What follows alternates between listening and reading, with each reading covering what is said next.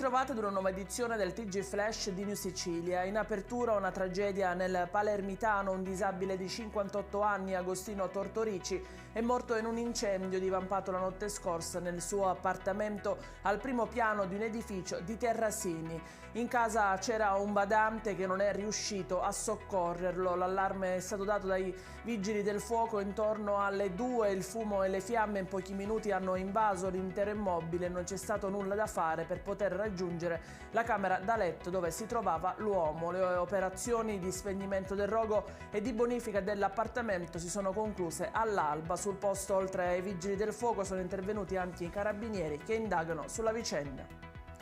Da ottobre scorso i genitori finlandesi non hanno più notizie di loro figlio di 29 anni che si era trasferito a Palermo per aprire un B&B. I genitori hanno presentato denuncia per la scomparsa e in queste settimane si sono rivolti ad un'agenzia di investigazione. Il ragazzo soffre di una patologia che tiene sotto controllo grazie ad alcuni farmaci. A causa della malattia sarebbe finito varie volte nei pronto soccorso degli ospedali Villa Sofia in Grassia, da quali però sarebbe scappato rinunciando alle cure.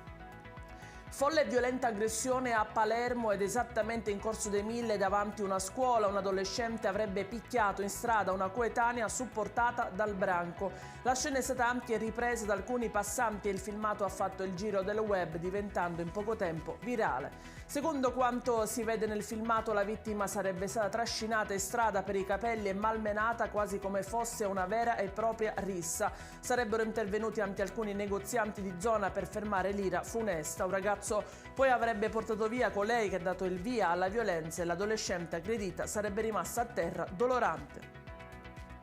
Una cabina di regia tra amministrazione comunale e associazioni sportive per la gestione della piscina di Via del Fante a Palermo è la proposta dell'assessore allo sport del comune Sabrina Figuccia, che ha incontrato i rappresentanti delle società sportive.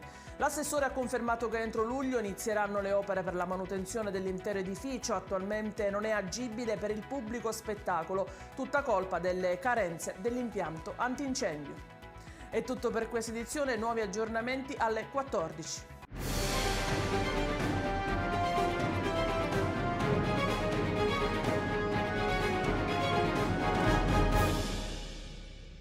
Procar, centro assistenza autorizzato BMW e Mini, adesso anche BMW Motorrad, via George Marshall 7, Mister Bianco, Catania.